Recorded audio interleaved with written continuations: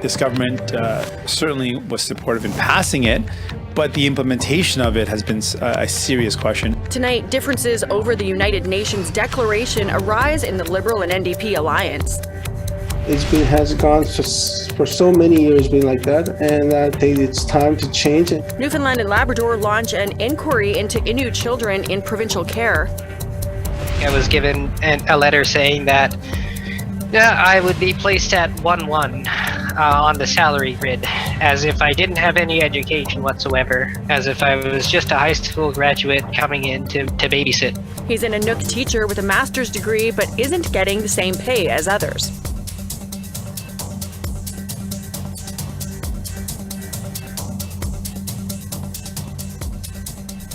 Good evening. Welcome to APTN National News. I'm Melissa Ridgen. We begin in Saskatchewan, where the search for a 5-year-old boy continues. Saskatchewan RCMP announced today that the search can safely return to the water now that the Carrot River has broken up.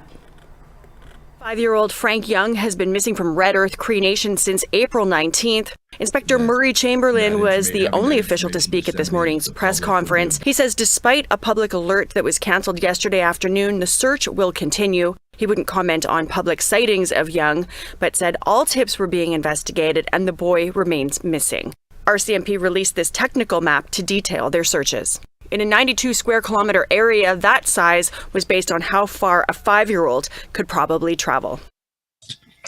We're able to track where searchers have been using GPS technology. Those are the colored lines and patches that you will see on that map. Tools like this allow us to record our search efforts and allow us to make informed decisions about where to search in the days to come. As we, along with many other organizations and individuals involved in this search effort, continue to look for Frank. To Manitoba now, where flooding continues to plague the province's Interlake region. A number of First Nations have had to evacuate to escape the rising water. Peguist is the largest First Nation in Manitoba, and they've been affected by severe flooding every year for decades. As of today, more than 1,400 members were evacuated to hotels in Manitoba. Fisher River First Nation is adjacent to Peguist. They have evacuated almost 100 vulnerable band members. Overland flood warnings are now in effect for much of southern and central Manitoba, with 18 communities in total under a state of emergency. Well, ever since the NDP signed a formal agreement with the Liberals earlier this year, the parties faced accusations of propping up the government without question. Will the NDP hold the Liberals to account when it comes to the United Nations Declaration on the Rights of Indigenous People? Here's Fraser Needham with that. NDP leader Jagmeet Singh has repeated many times that his party would walk away from its agreement with the Liberals if certain things are not delivered, such as national pharmacare and dental care plans. But the Liberals are facing an accusation of paying no more than lip service to UNDRIP.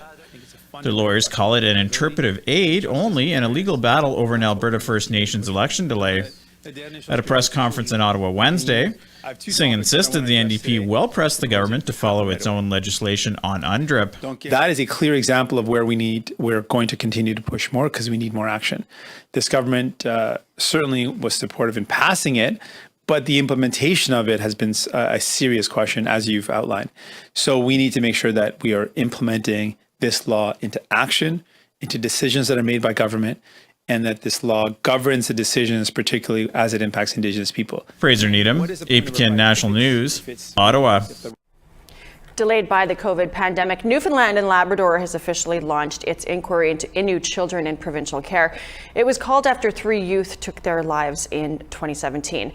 As Angel Moore reports, the Inuk Nation says that the child welfare system simply doesn't work. Wally Rich of the Natwashish Inuk Nation was only 15 years old and in provincial care when he took his own life 2 years ago. Wally's mother, Nympha Rich, was too upset to speak on camera, but sent APTN News a text message saying the system has been failing and, "I lost my son because of their system. He was in care for many years, and I always got told my boys are safe and you don't have to worry about it. That's what they always said." The Inuk Nation includes the Sheshashi and Natwashish communities, are north of Happy Valley Goose Bay. Inuk children placed in provincial care are often removed from their communities, which may be to another province. Inuk Nation Grand Chief APTN Rich says culture and language are lost. They come back home after for several years, and then they don't have that language. They couldn't even communicate with their grandparents. That's a sad thing about it. Inuk leaders hope to find answers through this inquiry. The system doesn't work for us, and has gone for so many years been like that. And I think it's time to change, and I think to identify what exactly the problems are. A press release said the 3 commissioners will focus on systemic causes of mistreatment, cultural and community impacts. They'll meet with Inuk leadership to discuss the needs of Inuk families and investigate individual cases of youth who've lost their lives. Grand Chief Rich is looking forward to working with the commissioners. We've been saying that for so many decades that the system doesn't work for the Inuk, and we're the ones who will tell you what's best for the Inuk, because we're the ones who know. We're the ones who live in this system, doesn't work, and hurting our people and our elders. The government of Newfoundland and Labrador is funding the inquiry $4 million, and it will take 18 months to complete. Hearings may begin next fall. Angel Moore, APTN National News, Jabotuk, also known as Halifax. Thanks, Angel. We want to hear what you think about the child welfare system where you live. What's working, what's not. Here's how you can let us know. Send your emails to news@aptn.ca. Leave a comment on aptnnews.ca. You can also find us on Facebook, Twitter, Instagram, YouTube, and TikTok. Follow APTN News to join the conversation and see all of our latest stories. When Nunavut's school year began back in September, the territory was short 54 teachers. Only 30% of all Nunavut's teachers are Inuit. Now meet an Inuk with a master's degree in education who says he's being paid to teach at the same rate as people who have next to no education at all. Kent Driscoll has this report from Iqaluit. This is Peter Allen Judai McKittrick. He's Inuk and from Coral Harbour, Nunavut, a small central Nunavut community of just under 900 people. He left to get his Bachelor's of Science in Mathematics and followed that up with a Master's in Education. When he returned to Coral Harbour, the school was short teachers, and he was looking to put his degrees to work. So he began teaching as a supply teacher. That's been difficult because they don't have, there's not really an established program here. There's a lot of the other challenges that we see in Nunavut education, like the students are all at different levels of ability, and they sort of expect you to teach maybe 5 or 6 different levels of math and English within the whole same class. Not ideal, but McKittrick had a plan. His master's included a document he wrote about trying to get Inuit kids more engaged in school, so he tried to use it. That's when he learned the education department wouldn't pay him like he had an education master's. They wanted a Bachelor of Education, or he would be paid like any other community member brought in to teach, at the bottom of the scale. I was given a letter saying that I would be placed at 1-1 on the salary grid, as if I didn't have any education whatsoever, as if I was just a high school graduate coming in to babysit, pretty much. And that really upset me for that week. He appealed his case through the union and was successful, a difference of about $20,000 a year. He was set to be paid like he was educated in education. Then, McKittrick says the deputy minister's office got involved. This was 2 weeks later overruled by the head of the NTA and the deputy minister of education. So he decided to quit, until he found out that leaving the job would be considered job abandonment, and he would be ineligible to work for the government of Nunavut, the largest employer in the territory, for a period of 2 years. So he's going back to the classroom to finish out the year. Sent me an email demanding that I return to work. And he has given me until the 13th of May to return, or else that will be a notice of abandonment, and I'll be barred from working in any GN position for a period of 2 years. The Nunavut Department of Education did not respond to a series of questions we presented them about this story. Kent Driscoll, APTN National News, Iqaluit. Joining us now is Kent Driscoll. Kent, where's the education department in all of this? Thanks. We wanted to know how many teachers have had raises denied by the Deputy Minister's office. We wanted to know how many have appealed and how many Nunavut teachers have been considered to have abandoned their position this school year. And why people with a master's degree in education aren't considered educators. The department acknowledged receiving our questions yesterday, and an education department spokesman told me the answers are ready and they're waiting on the approval of the Deputy Minister to release them. Now, this is the same Deputy Minister who denied McKittrick his raise. As for the union, the Nunavut Teachers Union did not immediately get back to us when we had a request for comment. Back to you in Winnipeg. Thanks, Kent. We need to take a quick commercial break. When we come back, making Edmonton schools friendlier learning spaces for Indigenous students, parents, and teachers. One of the concerns across the board from all parties is that there needs to be more representation. There needs to be more collaboration with the Indigenous nations that are here in Alberta.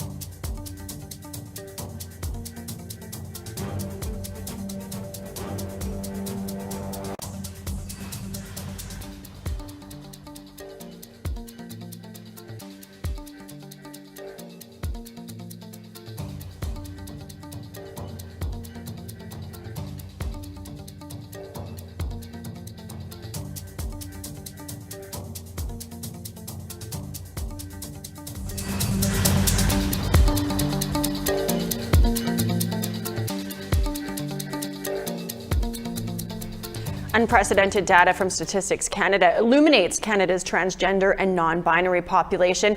It's the first time National Household Survey has differentiated between sex at birth and gender in the census. Our reporter Charlotte Mort-Jacobs spoke with LGBTQ2S Northerners for insight into what the numbers may mean for the community. For the first time ever, transgender and non-binary Canadians have a space in Statistics Canada census data. New data released from 2021's collections show of the nearly 30.5 million people in Canada aged 15 and over living in a private household, just under 60,000 identify as transgender or non-binary. Theo Granjam, a transgender man from Yellowknife, says it's a step towards inclusion. Filling out the census, seeing my own box there was definitely very validating to me. I didn't quite agree with just having the non-binary because there's so many other genders, there's agender, bigender, people who aren't non-binary, but they have to put that because all of those genders are getting thrown under that umbrella. In recent years, there's been movement federally towards protection of LGBTQ2S+ communities. An act to amend the Canadian Human Rights Act and Criminal Code that would ensure that Canadians will be free to identify themselves and to express their gender as they wish, while being protected against discrimination and hate. Long-standing transgender advocate Gabrielle Landry in Hay River, Northwest Territories, says there's still work to be done in remote northern communities. There is an awful lot of discrimination out there. People will look, but then they turn away. If you can educate people, then they might get an understanding of who you are, what you are. Storm Lynn is Two-Spirit and a past NWT Pride president, who says outcomes from the transgender and non-binary census data need to be put under the direction of LGBTQ2S+ organizations. Reach out to these already existing organizations and say, like, how can we help you versus this is how we're going to help you. Because the work is already getting done and the issues are already identified. So it'd be nice to see them kind of just reach out and say, how can we help? Granjam says it's important to recognize almost any time LGBTQ2S+ folks are required to fill out paperwork, there's going to be othering. Well, if you definitely do sign the other box, people kind of look at you. People are curious, and some of them are a little ignorant, like, what do you mean other? What are you? When at the end of the day, it doesn't truly matter to them how you identify, Charlotte Mort-Jacobs, APTN National News, Yellowknife. A new report shows that parents and students in Edmonton schools are still experiencing racism. The John Humphrey Center for Peace and Human Rights has a call to action to deal with the issue. Chris Stewart explains. The John Humphrey Center for Peace and Human Rights is a nonprofit whose goal is to reduce racism, discrimination, and hate. They held 6 dialogue to action sessions across the province called Action Alberta. Teachers, trustees, community members, and parents got together and talked about the issues of racism. John Humphrey Center released a final report on the public and Catholic schools in Edmonton, which listed calls to action to improve the system. Lainey Beaver is from Big Stone Cree Nation in Treaty 8. She was one of the facilitators for the Edmonton session. She heard their concerns. One of the concerns across the board from all parties is that there needs to be more representation. There needs to be more collaboration with the Indigenous nations that are here in Alberta to work in collaboration with the public school boards, with the Catholic school boards, to really implement a type of programming and just having that representation is critical. Beaver says sharing tools that have been proven to work is essential. There are some really good programming out there, but we need to see more of it. And, to focus on our Indigenous students, I see it. I see it in various aspects, but it would be great to have it across the board and maybe have both of the school boards come together, collaborate, share their resources, and enhance that programming to protect our children. Nita Asadi was also a facilitator at the Edmonton session. She says schools need to decolonize and provide more resources for students not from a European descent.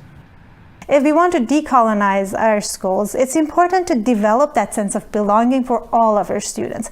Now, that means we promote different languages. We understand and accept that other languages are also knowledges that all of our students have.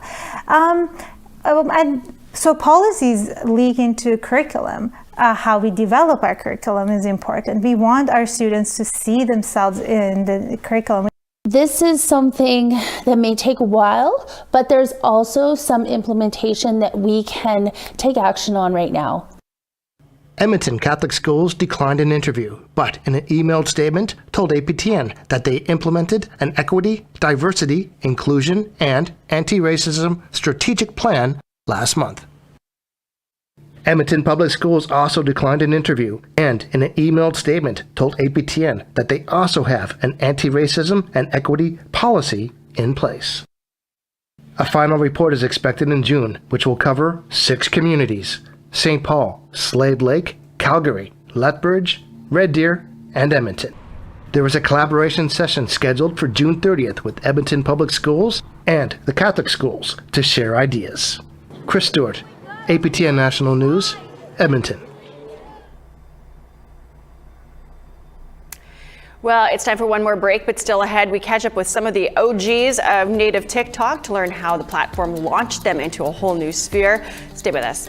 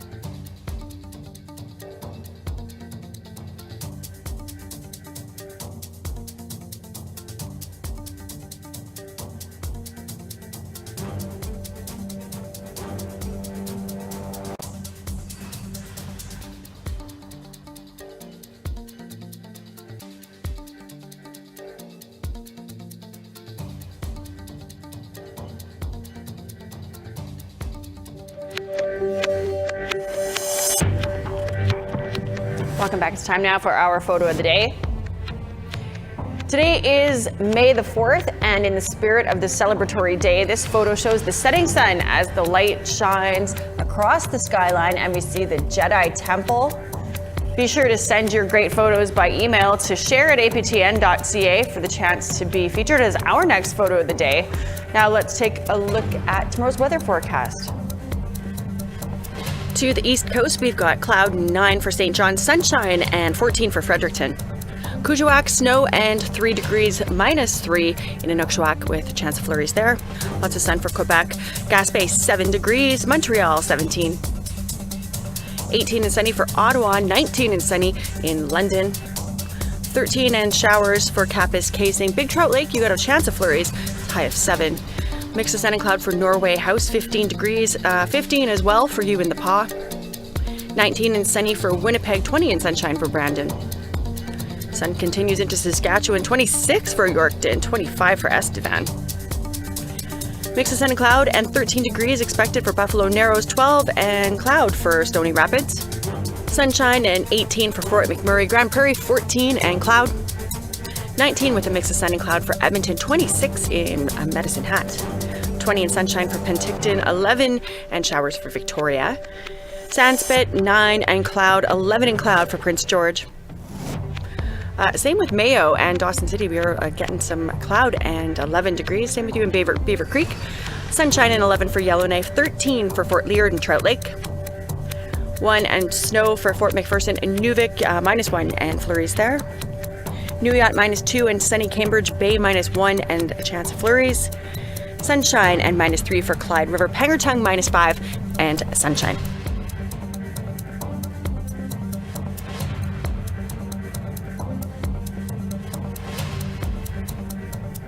Indigenous content creators on various social media platforms like TikTok and Instagram and YouTube spread humor and education. What started out as a hobby for some has boomed into a much bigger opportunity. It's launched new careers for Brett Moussois, Sherry McKay, just to name a couple. Here's what some of them had to say. I think, for me, I think that is probably one of the best and most, it's probably one of the best things that I can say came out of what I'm doing in TikTok is going out and engaging with the youth. Has it led to any sort of collaborations or sponsorships? Yeah, absolutely. Sponsorships, and I've always been heavily inclined to always promote Indigenous artists and Indigenous brands and everything. So I think for the most part, I put that at the forefront. Like if I'm being asked, because I get asked a lot, they're like, "Hey, can you promote this? Would you be able to like do this and that?" And I want to know what their engagements are in the Indigenous community, what they're doing, right? So I look at that, and I always look forward to working with Indigenous brands that are wanting to promote our healthy lifestyle. So it's always great, and yeah, absolutely. I've been asked by a lot of people to create videos and to like create things for their youth events too. So that's pretty awesome. What is next for Sherry McKay? Well, I am currently writing a script. You said that. Give us a little bit of a. Oh, it's for a sitcom? Yeah. Can you tell us anything about it? Just the general, what it would entail? I'm gonna be in it. We wouldn't watch if you weren't. I'm gonna be in it. It's gonna revolve around Indigenous stereotypes, but have a huge focus on Indigenous comedy. Love her and Brett. And a big thanks to our own TikTok magician, Savannah Kelly, who joined me to co-host In Focus today. Well, that is your midweek news. I'm Melissa Ridgen. We're always thankful that you can join us. Have a wonderful night. Dennis Ward will be back in the seat tomorrow.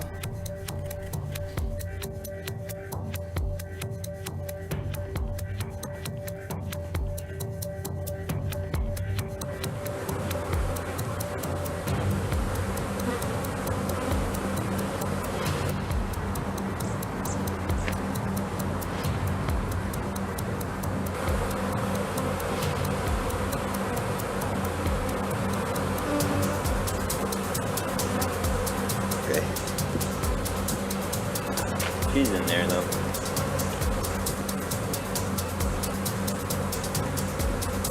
When do they